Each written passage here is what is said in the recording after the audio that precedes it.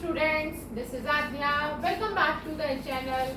Today we will start exercise 3.3 of class 8 with question number 2.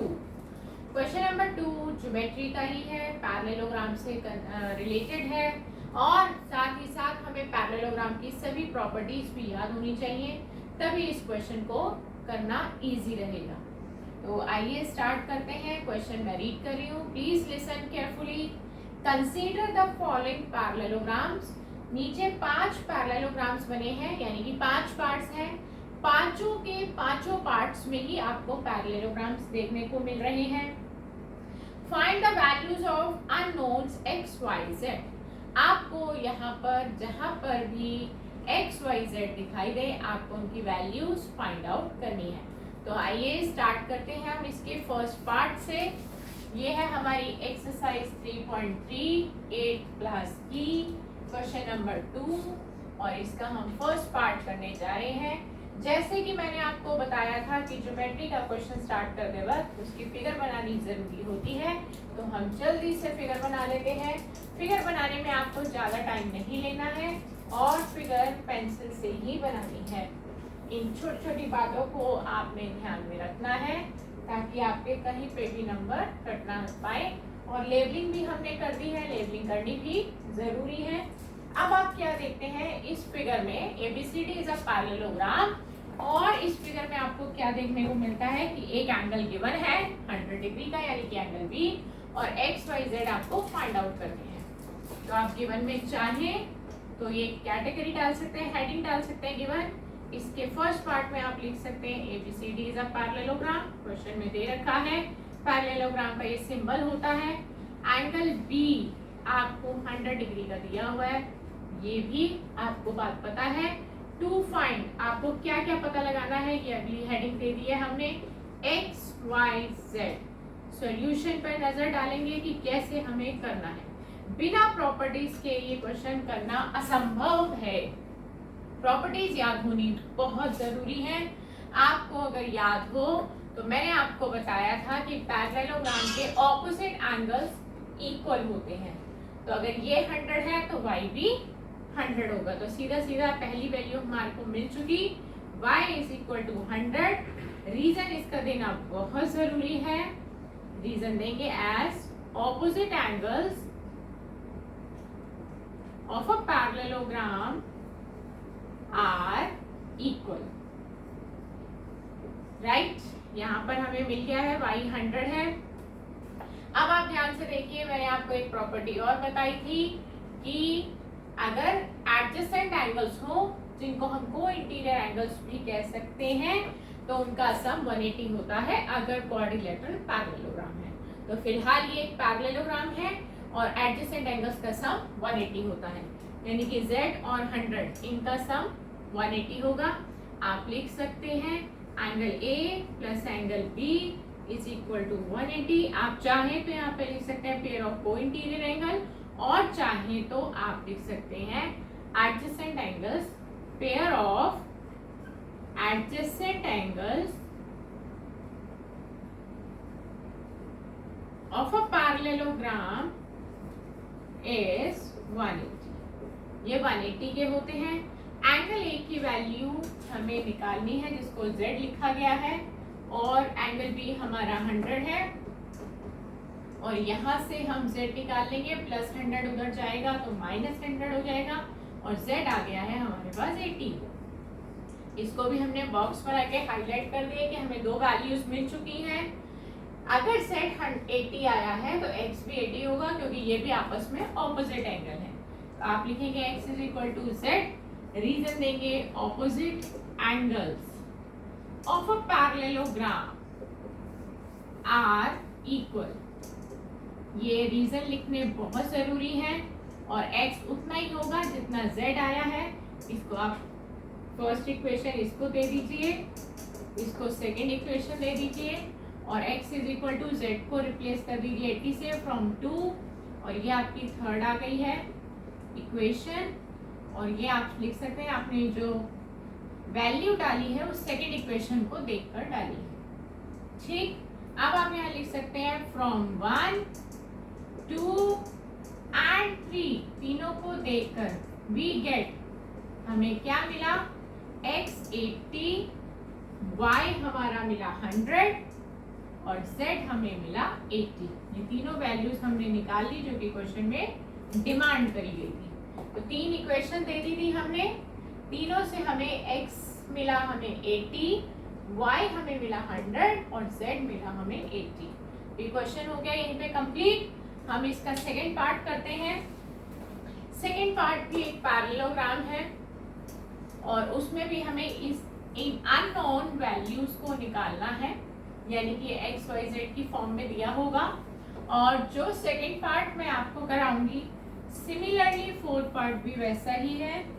तो एक part आप खुद से ट्राई करेंगे, मैं सेकंड पार्ट करा रही हूँ और फोर्थ पार्ट आप सेल्फ प्रैक्टिस के लिए लेंगे। हम पहले इसकी फिगर बना लेते हैं जल्दी से। और ये हमने फिगर बना ली है।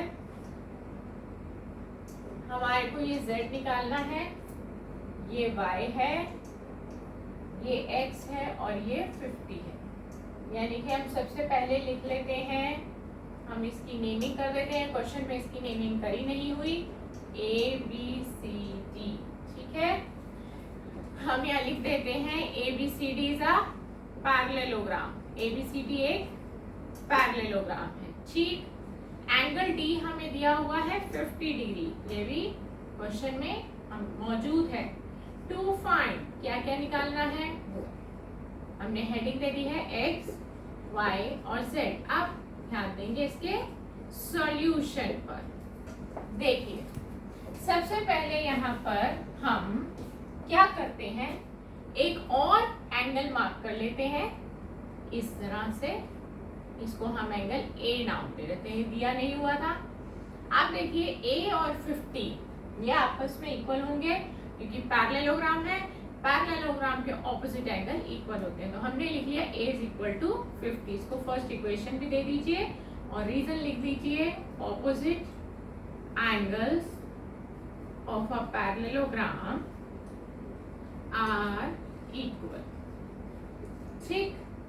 अब आप ध्यान से देखिए कि A और Z ये एक स्ट्रेट लाइन है क्योंकि पैरेललोग्राम की साइड है तो स्ट्रेट ही होगी और वो आगे प्रोड्यूस हुई है।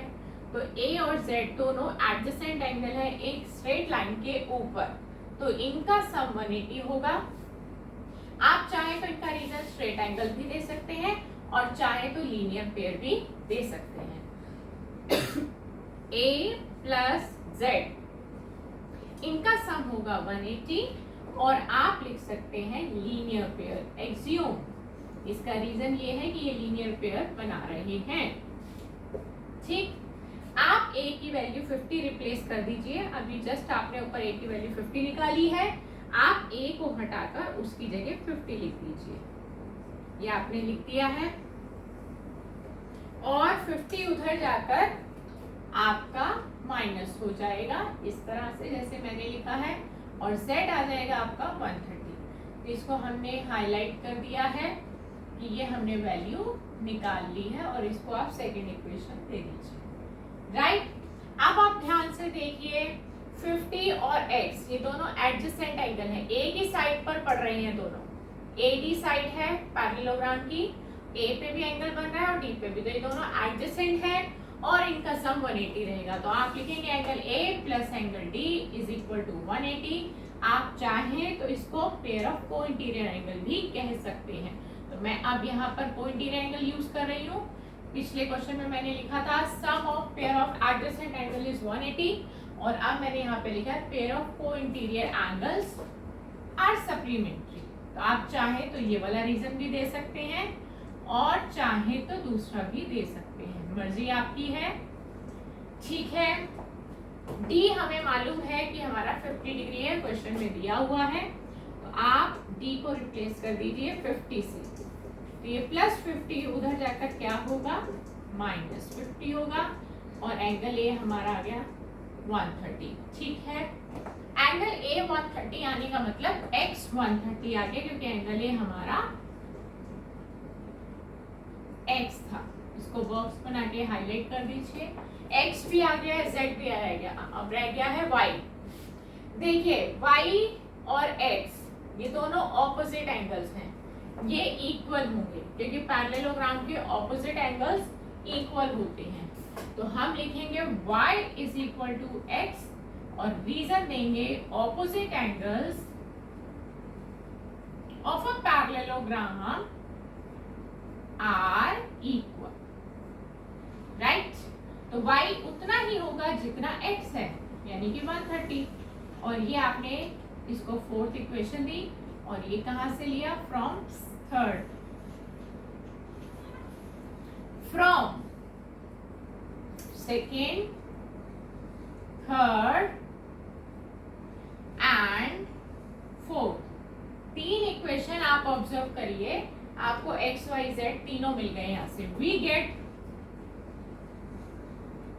x 130, y 130, z 130। तो आपने क्या ऑब्जर्व किया कि तीनों की वैल्यूज ही 130, 130, 130 आ रही हैं।